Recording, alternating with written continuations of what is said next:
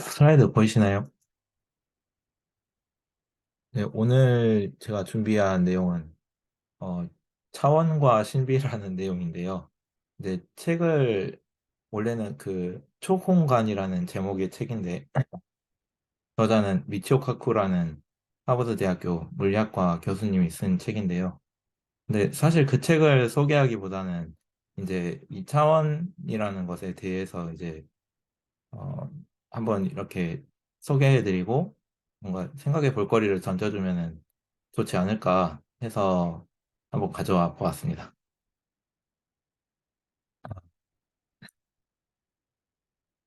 맨 처음 시작에는 제가 한 여기 영국에 한 5년 전 처음에 이제 펄스라는 곳에 처음 왔었을 때 이제 그 교회에서 이제 자원봉사 하던 시절에 이제 이 영상을 보고 되게 뭔가 저한테는 좀 되게 머리를 한 대 때리는 되게 재밌는 영상이었어서 이 영상에 제가 이제 유학을 또 시작할 수 있게끔 생각해 볼 수 있게끔 했던 어떤 중요한 영상 중 하나였었거든요.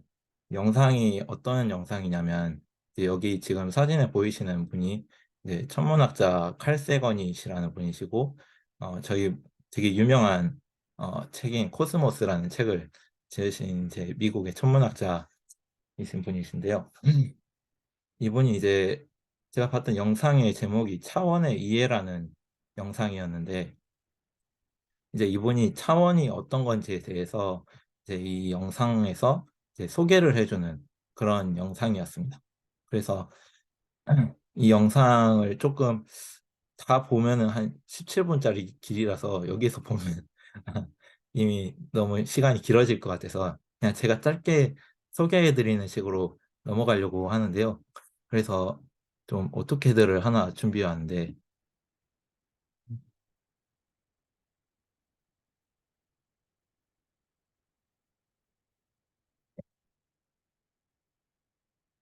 이거 보이시나요? 지금 여기 보이시면 이제 이분이 소개해 주려고 했던 내용이 저희가 지금 살고 있는 이 세상은 3차원 이제 입체 세계인데 차원을 하나로 축소를 해서 보자는 것으로 이제 가져왔어요.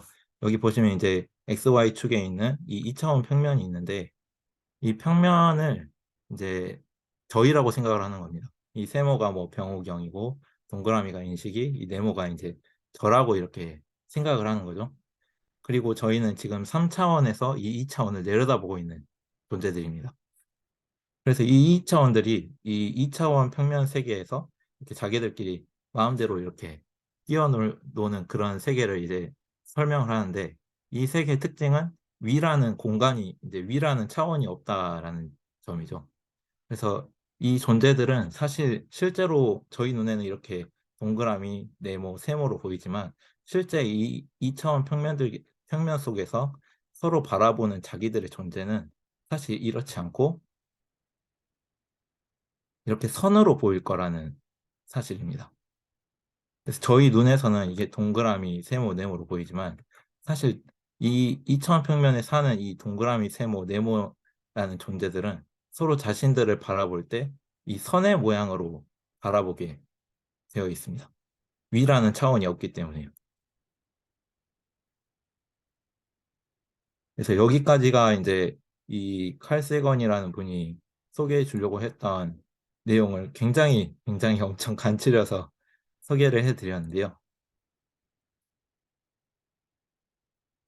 근데 이 2차원 평면 세계에 이제 3차원 구라는 존재가 이제 나타나게 됩니다. 그러면 이 구라는 존재는 이 2차원에 나타났을 때 이런 모양으로 이런 원형의 모습으로 나타날 수도 있고요. 이제 더 깊숙이 들어가면 더 큰 원으로 나타날 수도 있고, 그 더 깊숙이 들어가면 다른 모양의 원으로 나타날 수도 있고. 그러니까 3차원 존재는 이 2차원 평면 속에서 다양한 모습으로 이렇게 나타나게 되어 있습니다.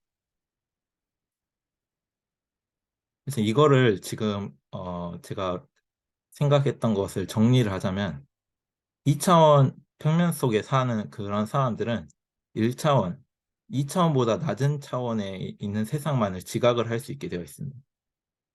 또 동시에 2차원에 있는 그 존재들은 자기보다 상위 차원에 있는 3차원의 존재를 이해를 할 수가 없습니다.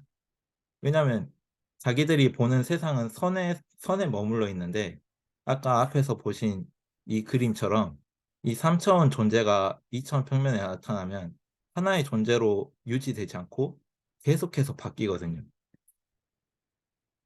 그래서 2차원 속에 살아가는 사람이 있다라고 가정을 한다면 자기, 그 사람이 바라보는 세상은 더 낮은 차원의 수준에 머물러 있고요.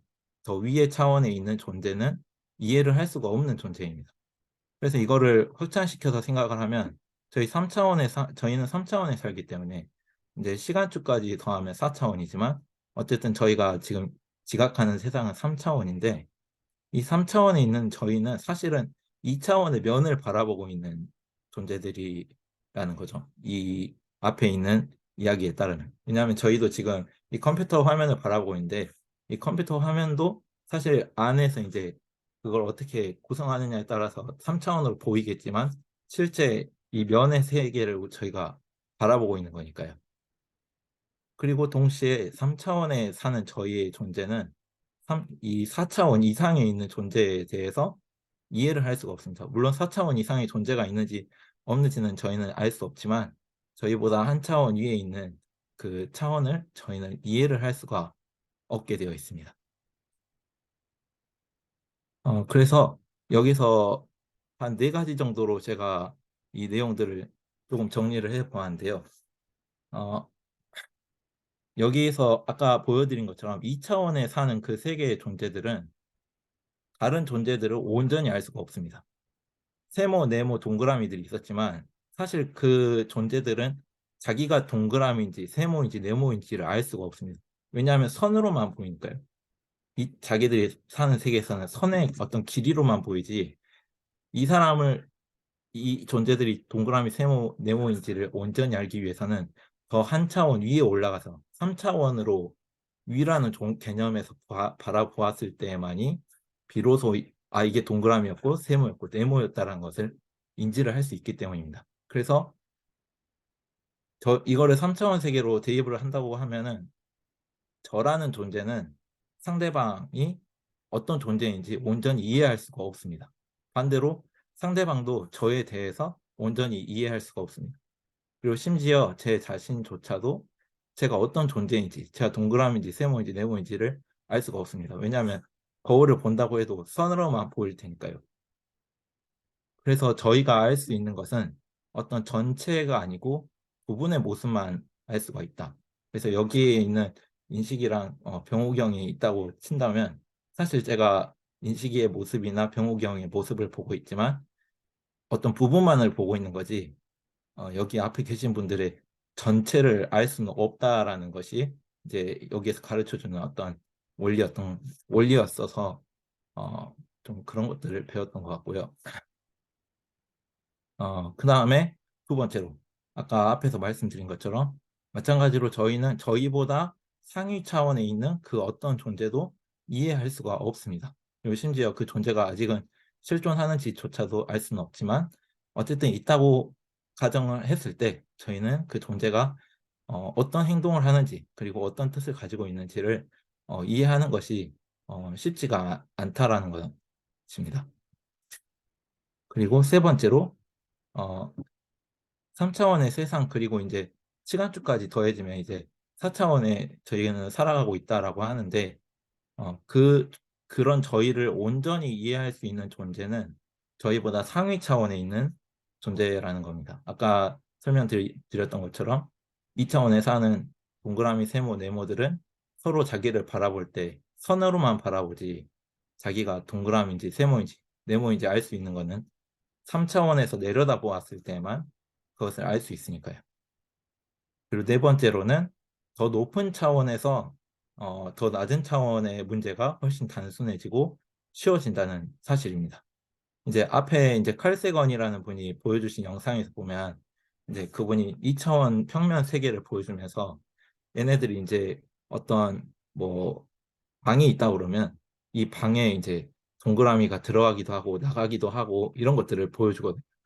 근데 이제 얘네들 사이에서는 이 방에 들어가고 나가고 하는 게 뭐 저희가 마치 지금 누군가가 방에 들어가고 나가면은 그 사람이 보이지가 않잖아요. 방에 들어가서 숨어버리니까. 근데 3차원에 있는 존재들은 위라는 개념으로 아래를 내려다보기 때문에 여기에서 무슨 일을 하는지를 다 알 수가 있게 되어서 훨씬 더 어, 뭔가 전능한 위치에서 바라보게 된다라는 어, 것이었습니다. 그래서 제가 한 5년 전에 이 영상을 보고 와, 이거 되게 조금 머리를 한 대 때리는 영상이다. 정말 저한테는 좀 생각해 볼 거리를 많이 던져주는 영상이다라고 생각을 했는데 그러다가 박사 한 2년 차인가 3년 차쯤 됐을 때 플랫랜드라는 이 책을 알게 되었습니다.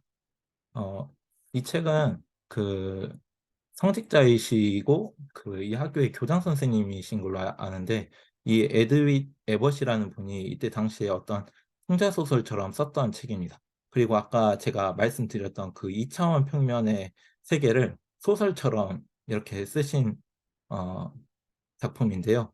여기에서 나온 이야기를 이제 줄거리를 알려드리면 여기 이 2차원 평면의 세계를 가정하고 거기에서는 이제 계급 순으로 여기 가장 낮은 계급인 여자분들은 단순한 선의 형태로 나타내고 다각형일수록 이제 높은 계층이라고 합니다. 변의 개수가 높을수록. 그래서 뭐 삼각형, 그다음 사각형, 오각형, 육각형, 칠각형 이런 식으로 해서 변이 많을수록 이제 그 사람의 계급이 높은 세계라고 합니다. 그래서 제일 이제 높은 계층은 아무래도 변이 이제 점점 늘어나면서 원형에 가까워지니까 동그란 원형이 제일 높은 계층이라고 이렇게 가정을 하고 있고요. 여기에서 이제 주인공은 스퀘어라고 해서 이제 사각형이 주인공입니다. 이 주인공은 이제 이 계층 사회, 이 플랫랜드라는 곳에 잘 적응한 친구인데 이제 그러던 어느 날 이 친구가 이제 3차원 구형의 스피어라는 친구를 만나게 됩니다. 아까 앞에서 보여드렸던 그런 친구를 만나게 되는데 이 친구는 굉장히 신비한 능력을 가지고 있고 이 친구가 이제 스페이스랜드라는 곳이 있다라고 알려주는데 그곳은 이제 3차원의 세계였던 거죠. 자기들이 사는 세상은 2차원의 세계인데 그래서 이제 이 스피어라는 친구가 이제 이 스퀘어라는 친구를 스페이스랜드에 데려가서 이 세계가 얼마나 놀라운지를 보여주게 됩니다. 하지만 물론 이 2차원 평면에 사는 스퀘어는 그 세계를 이해를 할 수가 없습니다. 너무나 많은 것이 자기 머릿속에선 들어보지도 배워보지도 못한 것들이 눈앞에서 펼쳐지고 있지만 본인은 그게 어떤 식으로 작동하는지를 이해할 수 없습니다. 그리고 이 친구가 그 놀라운 걸 보고 다시 평면 세계 플랫랜드로 돌아와서 그런 사실들을 알려주는데 오히려 다른 사람들로부터 배척당하고 그러다가 감옥에 갇혀서 이제 죽게 된다는 되게 비극적인 이야기로 끝이 납니다. 그리고 이제 이 책에 이어서 어, 그 이제 최근에 읽었었던 책인데요. 원래는 이 책을 시작으로 해서 원래는 이 차원에 대해서 소개를 해드리려고 했는데 이제 초공간이라고 해서 미치오 카쿠라는 이 교수님이 쓰신 책인데 이 책에서는 이제 아까 앞에서 나왔던 그런 내용들에 대해서도 다 다루면서 이제 어, 왜 본인이 지금 이런 이야기들을 하는지에 대해서 물리학에 대입해서 이렇게 이야기를 하시거든요. 최근에도 이 책을 읽고 꽤 지나서 최근에 여기 그 셜록 현준이라는 여기 또 교수님께서 건축학과 교수님이신데 이분이 또 이 책을 리뷰를 해주셨더라고요. 그래서 들으면서 되게 이분도 좀 비슷한 생각들을 가지신 것 같아서 되게 흥미로웠던 것 같아요.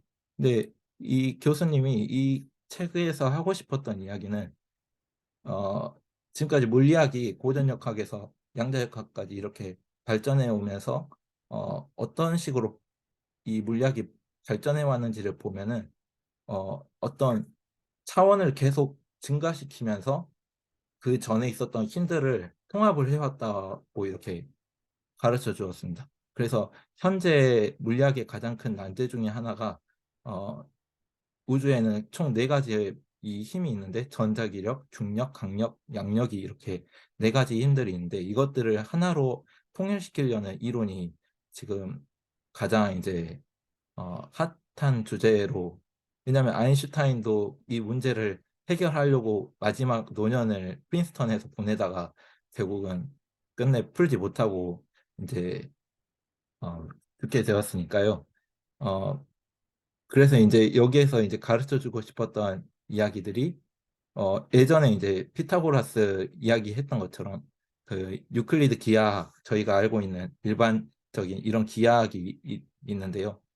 이 기하학은 하지만 오직 평면일 때만 어, 이렇게 적용이 가능한 기하학인데 나중에 이제 리만이라는 수학자가 나타나게 됩니다. 이분이 이제 가우스의 제자인데 이분이 이 평면에만 있던 이 기하학을 이렇게 구면으로 가지고 와서 그 기존에 있던 유클리드 기하학보다 훨씬 더 이제 더 고차원의 단계로 이 기하학을 끌어올리게 됩니다. 그래서 여기는 이 리만 기하학이 있었기 때문에 사실 아인슈타인이 상대성 이론을 이렇게 가지고 올 수 있었다라고 이 책에서는 이야기를 하고 있습니다. 그 이야기들은 이제 이 책뿐만 아니라 다른 책에서도 이미 수없이 다루어지고 있는데 여기에서 이제 이 저자가 결국 하고 싶었던 이야기는 물리법칙이라는 것 역시도 고차원 공간에서 훨씬 더 단순해지고 이것이 실제로 가능하다라는 이야기였습니다. 그래서 차원이 높아지는 거에 대해서 계속 관심을 가지다 보니까 최근에는 이제 최근은 아니지만 촉근 이론에 대해서 이 책에서는 결국 이야기를 하고 있는데 이 세상이 지금 이루어지고 있는 어, 법칙, 이 세상을 실제로 이루고 있는 것이 무엇인지를 끊임없이 탐구하면서 아마 이 세상이 끈으로 이루어진 것 같다라는 그 이야기가 이 차원에 대한 이야기에서부터 출발했다라는 것이 이 책의 어떤 핵심이라고 볼 수 있었던 것 같습니다. 저는. 그래서 이 차원에 대한 그런 이해들이 실제로 이 과학뿐만 아니라 철학이라든지 종교, 문화, 예술에 있어서 정말 전 세계적으로 엄청나게 많은 영향력을 미추어 왔는데요. 여기 왼쪽에서 보시는 이 그림도 어떤 이제 그 화가분의 이름이 정확하게 기억은 안 나는데 이 초공간이라는 앞에 소개해드린 책에서도 이 화가에 대해서 이제 소개해주면서 어, 이제 4차원 어떤 저희가 이해할 수 없는 상위 차원을 이해할 때 그 존재를 이제 종교에서는 신으로 가정을 하고 이렇게 예수님에 대해서 예수님이 지금 보시면 이 그림에서 중력을 무시하고 이렇게 허공에 이렇게 떠 있는데 이것이 가능한 이유에 대해서 예수라는 존재가 하나님이고 신이었기 때문에 4차원으로 이렇게 어떤 예수님의 십자가 모습을 표현하려고 이렇게 해서 이렇게 이 작품을 만들었다는 말도 있고요. 뭐 불교나 다른 종교에서도 이 차원에 대한 이해를 심화시키면서 다양한 어떤 이야기들이 있었다라고 알고 있습니다. 다른 종교까지는 정확하게 기억은 잘 안 나고요. 그리고 뭐 예술 쪽에서는 여기 보이시는 것처럼 피카소의 큐비즘이라고 하는데 어렸을 때 저는 이런 작품을 보면 왜 이게 예술인지 잘 이해는 안 갔었는데 이제 피- 피카소가 했던 큰 업적 중에 하나가 이 차원에 대한 이해를 예술로 끌어들이면서 실제로 이 아래 그림보다 저는 좀 위에 그림이 더 이해가 잘 됐었거든요. 마치 옆을 바라보고 있는 것 같기도 한데 동시에 정면을 바라보고 있는 것 같은. 그래서 어떤 한쪽의 면이 아니라 한쪽을 바라보고 있지만 동시에 여러 차원을 바라볼 수 있는 그림을 한 평면에다 표현했었던 모습 속에서 피카소가 그래서 어떤 예술의 그 수준을 한 단계 더 끌어올린 작품으로 평가받는다고 어, 알고 있습니다. 그리고 오른쪽은 이제 인터스텔라라는 영화인데요. 이제 이 영화 이야기를 더 하면서 이제 오늘의 그 이야기들 마무리 지으려고 합니다. 이 이야기 이제 인터스텔라를 보시면 인터스텔라는 정말 너무나 많은 이야기들이 이렇게 복합적으로 들어가 있는 영화긴 한데 이제 제가 초점을 맞추고 싶은 이야기 중 하나는 이제 마지막 부분입니다. 이제 위에 보시면 이 앤 해서웨이라는 이 배우가 쿠퍼라는 과학자 역할을 맡았었습니다. 굉장히 과학적이고 이성적인 과학자의 역할을 맡았는데 이분이 이제 마지막에 여러 가지 온갖 과학적인 방법으로 이제 인류를 구출하려고 이렇게 하다가 마지막에 이런 말을 하게 됩니다. 이제 잠시만요. 이게 안 보여가지고.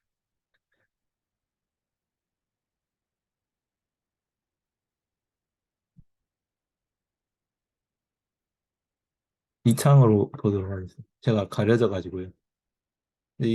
이 코프라는 과학자가 오른쪽에 보시는 것처럼 사랑은 우리 인간이 발명한 게 아니지만 관찰이 가능하고 강력하죠.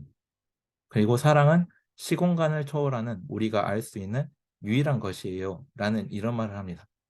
사실 과학자로서 할 수 있는 말은 굉장히 아닌 것 같아요.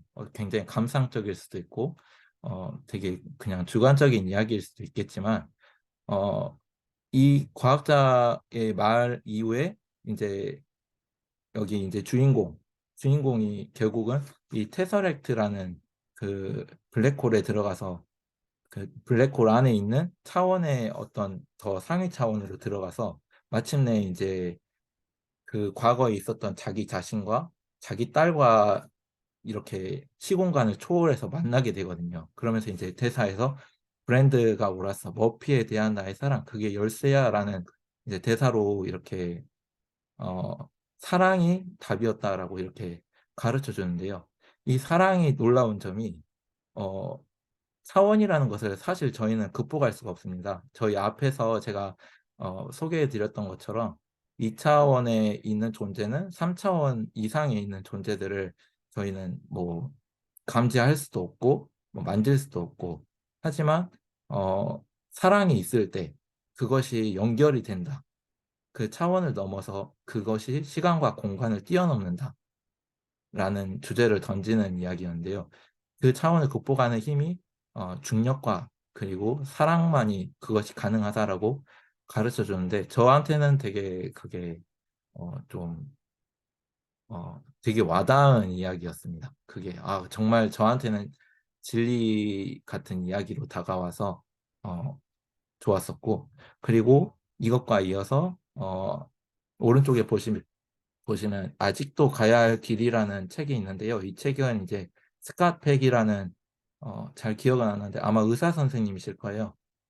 이 분이 이제 쓰신 책이신데 스테디셀러로 되게 유명한 책인데 그 중에 이제 한 5권인가 있는 책 중에 한 권, 아마 아마 잘 기억은 안 나는데 그 책의 이제 마지막 부분에 나가면 이제 연력학 제2법칙 엔트로피의 법칙에 대한 이야기를 하면서 사랑에 대해서 또 한 번 더 이야기를 하게 됩니다. 근데 엔트로피 법칙까지 이야기를 하면 이야기가 너무 길어지는 것 같아서 일단 같이 집어넣어 놓기는 했거든요. 제가 그냥 제 생각을 정리하고 싶어서.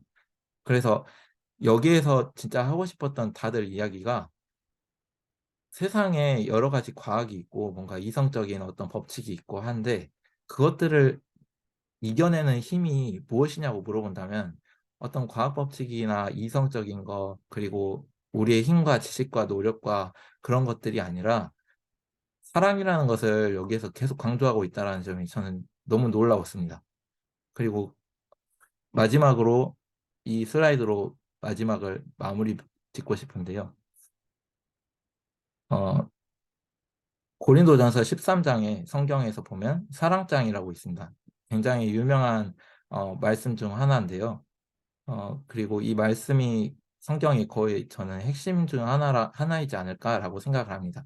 근데 이 사랑장의 12절을 보면은 우리가 지금은 거울을 보는 것 같이 희미하게 보지만 그때에는 얼굴과 얼굴을 맞대고 볼 것이며 지금은 내가 부분적으로 알지만 그때에는 하나님이 나를 아신 것처럼 내가 완전하게 알게 될 것입니다. 라는 말씀이 있는데요. 여기 말씀처럼 지금은 제가 여기 계시는 병욱이 형, 그리고 인식이, 그리고 뭐 제 주변에 있는 분들을 다 알 수가 없습니다. 가끔 이제 저희들끼리 살다 보면 뭐 마음에 드는 사람도 있고 마음에 들지 않는 사람도 있고 여러 가지로 판단을 할 때도 있고 평가를 내릴 때도 있지만, 저희가 지금 평가를 내리고 판단하는 것은 그 사람의 어떤 일부분만을 가지고 하는 거지 절대 전체적인 부분을 다 두고 할 수 없다라는 것들을 어 오늘 이렇게 나눴던 이야기들을 통해서 저는 조금 더 깨달았던 것 같고요. 언젠가 제가 이제 이 생명이 다하고 하나님을 만나는 날이 오는 날, 그날에는 저희가 지금의 이 세상이 아니라 훨씬 더 높은 차원의 단계에 이르렀을 때 여기 있는 내 주변에 있는 사람들을 부분이 아니라 온전하게 알게 되는 날이 온다고 하나님이 약속하셨다라는 것에서 그날이 기다려지고 또 기대가 된다는 점이 맞습니다. 그래서 앞에 내용들이 사실 되게 이단으로 갈 때도 있고 다른 종교나 다른 문화나 역사에서도 많이 자기들이 원하는 대로 차용하고 남용하고 악용될 때도 있기 때문에 무조건 뭐 기독교에서만 뭐 이렇게 하니까 이걸 뭐 이렇게 할 수 있다라고 할 수는 없지만, 한 번쯤은 그래도 '아 이런 개념도 있구나.' 하고 생각해 보면 좋겠다라고 해서 오늘 한번 가져오게 되었습니다. 이상입니다.